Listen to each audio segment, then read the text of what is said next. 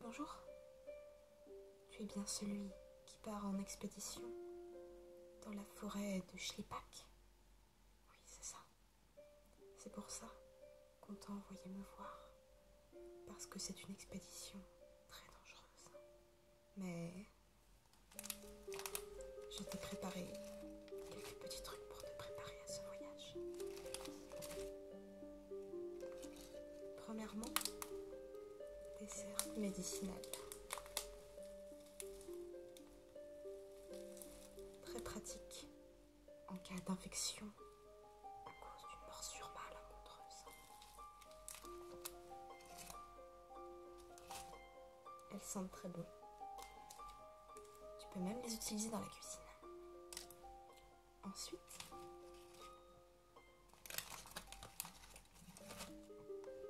des noix. Parfait pour se remplir le ventre.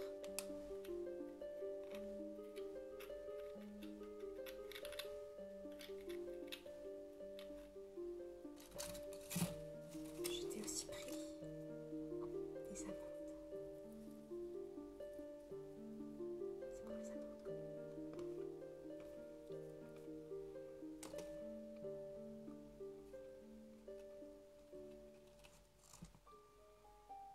Des petits biscuits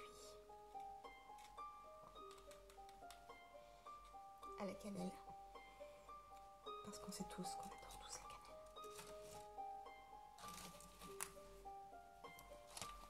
Je t'ai mis ça dans un petit panier en osier, mais tu le mettras dans ton sac.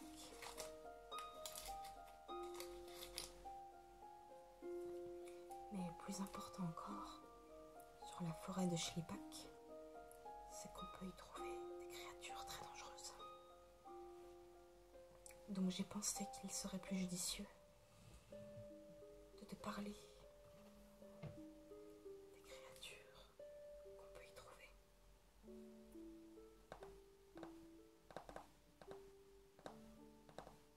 Je vais te lire quelques pages sur les créatures les plus communes de la forêt de Schlipak, afin que tu sois préparé si jamais tu en rencontres, ce qui arrivera forcément.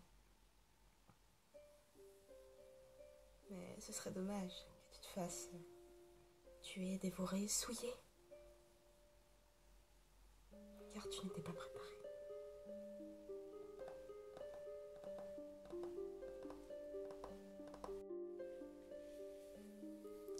Commençons par le kelpie. On appelle kelpie un esprit des eaux qui prend la forme d'un cheval grisâtre noir. Il noie puis dévore quiconque tente de le chevaucher. On le remarque généralement le long des rives, des cours d'eau ou des berges des lacs, et il arrive qu'on le confonde alors avec un poney perdu. Pour le reconnaître, fiez-vous à sa crinière, toujours dégoulinante, et à sa peau proche de celle du phoque, mais froide au toucher. On entend parfois le kelpie hennir avant une tempête. Il est aussi capable de faire déborder une rivière. Lorsqu'on parvient à brider un kelpie, on peut le domestiquer. Mais prenez garde qu'il ne se débarrasse pas de son harnais. Voilà à quoi ressemble un kelpie.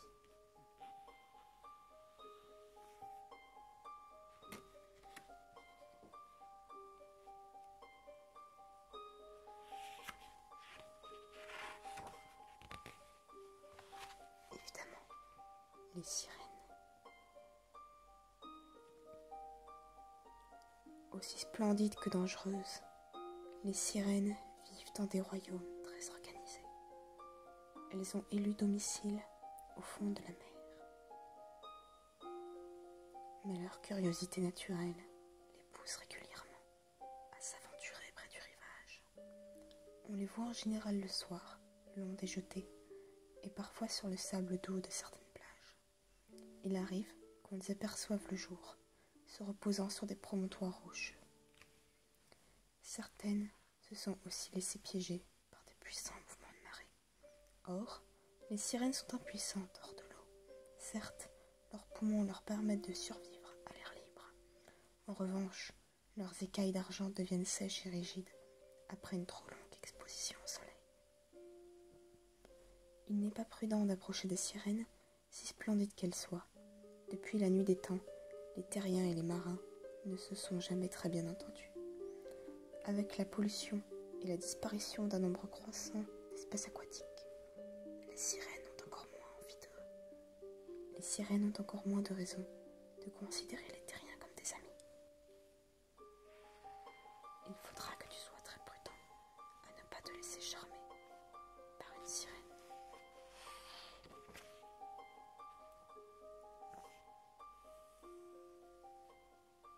Les sirènes peuvent arborer des couleurs très différentes les unes des autres.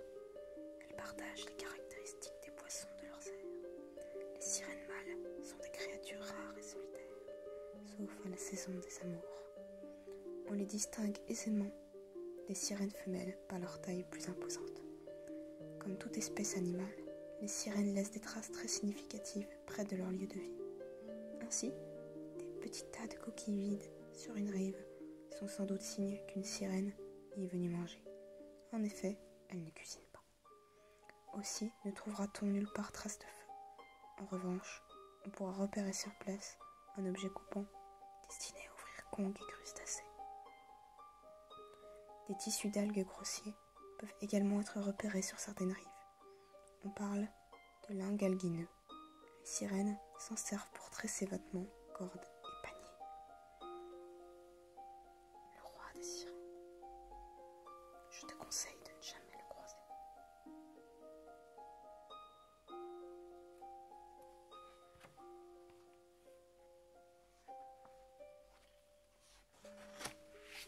Continuons avec les serpents de mer. Ces créatures de haute mer sont puissantes et imposantes, caractérisées par une tête aplatie et un corps capable de s'enrouler autour des requins ou des bateaux. Contrairement aux serpents de terre, toutefois, les serpents de mer ont plusieurs rangées de dents longues et serrées. Dans les eaux profondes, ils peuvent atteindre, selon certaines sources, la taille d'un pont suspendu.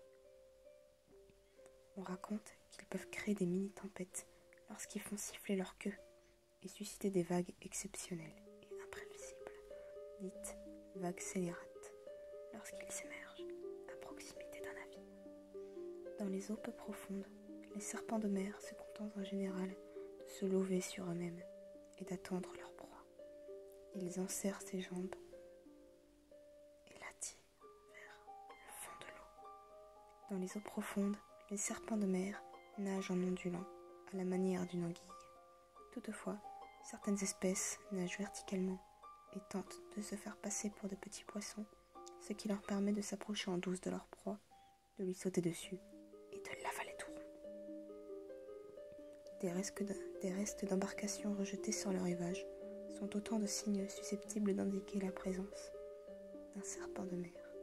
Vous pouvez aussi rechercher des dents en forme de trident ou recourbées à la manière d'un hameçon, voire des bouts de carapace ressemblant à un tube. Je te conseillerais donc de ne pas trop t'approcher des points d'eau.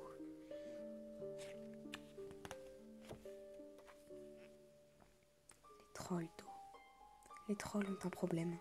Ils ont toujours faim, ce qui les oblige à dévorer en permanence des tonnes de nourriture. Ils adorent les moutons, mais sont prêts à croquer dans toute chair fraîche qui leur passera à portée de main. Les trolls peuvent survivre dans des conditions atmosphériques extrêmes. Aussi, n'hésitent-ils pas à s'installer le plus loin possible des hommes. Ce sont des créatures nocturnes par obligation. La lumière du soleil les transformerait aussitôt en pierre. Ils sont courants vers le Grand Nord, dans des contrées où il fait nuit, parfois pendant des mois. Les trolls d'eau vivent surtout dans ou près des points d'eau douce. Ils résident souvent dans des criques ou sur les berges marécageuses des rivières, ou encore dans les fleuves profonds. Il leur arrive aussi de vivre sous les ponts, où l'ombre les protège, été comme hiver.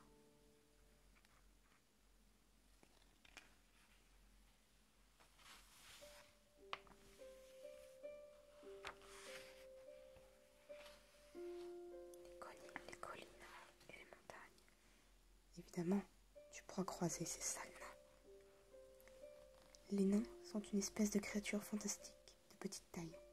Ils vivent dans les montagnes et les forêts profondes. Instinctivement, portés à vivre sous terre, ils évitent la lumière vive. En particulier la lumière du soleil.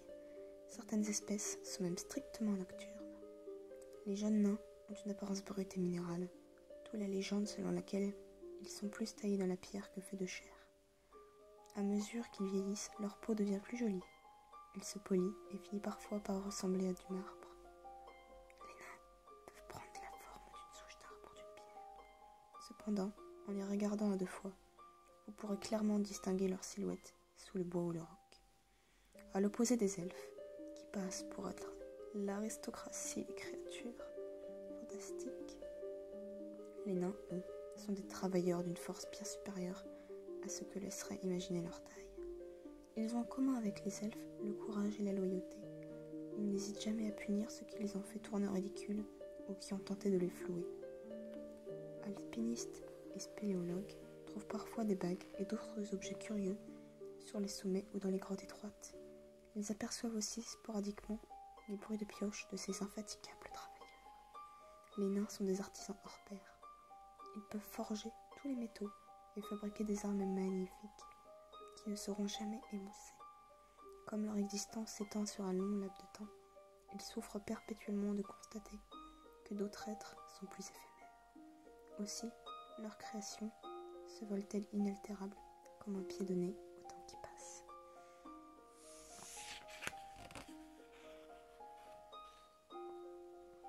Les géants. Ces brutes débonnaires passent l'essentiel de leur vie d'adulte à hiberner, voire plus. Ils dorment si longtemps que leur dos finit parfois par être couvert de forêts denses. Si l'on ajoute à cela le fait qu'ils peuvent grossir jusqu'à atteindre la taille d'une colline, ils deviennent donc impossibles à distinguer du paysage, l'on comprend pourquoi on peut se promener sans jamais s'en rendre compte sur un dos de géants endormis. Hormis leur territoire, les géants sont attachés à peu de choses. D'ordinaire placides, certains spécimens deviennent souvent extrêmement dangereux lorsqu'on les provoque. Quand un géant arrive sur un nouveau territoire, il commence par tout raser. Il allume des feux de forêt pour régler le problème une bonne fois. Les territoires des géants sont reconnaissables à un certain nombre de détails caractéristiques. Lacs en forme d'empreinte, arbres à terre sans cause apparente, collines exclusivement constituées de fumier, avalanches de rochers jetés pour faire de l'exercice ou dans un accès de colère. Les fameux gobelins. Un gobelin est un être malfaisant et grotesque. Seul, il est dangereux. En horde, il devient extrêmement redoutable. Or, ces créatures se déplacent en bandes qui errent à la recherche de nourriture et de proies vivantes plus petites qu'elles. Elles élisent domicile sur des promontoires rocheux, dans des grottes, des décharges, ou même des fossés situés sur le bord des routes. On peut les qualifier de dégoûtants, mais la vérité, c'est qu'ils sont dépravés. Les rares gobelins à allier malice et bon fond sont en fait des hobgoblins. La plupart des espèces de gobelins naissent sans dents. Ils doivent donc trouver des prothèses pour garnir leurs gencives avec les dents d'autres animaux, ou bien avec des objets coupants tels que le verre, les cailloux et les métaux, sauf le fer.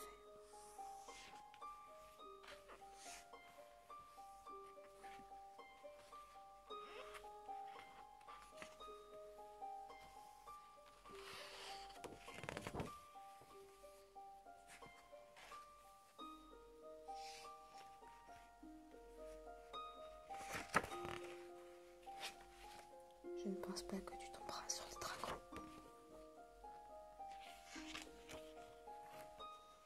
Il n'aime pas trop. De même pour les phénix.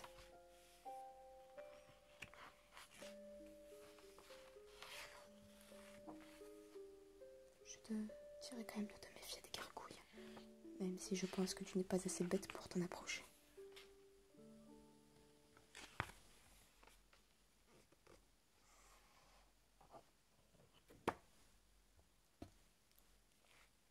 Je pense que je t'ai tout dit.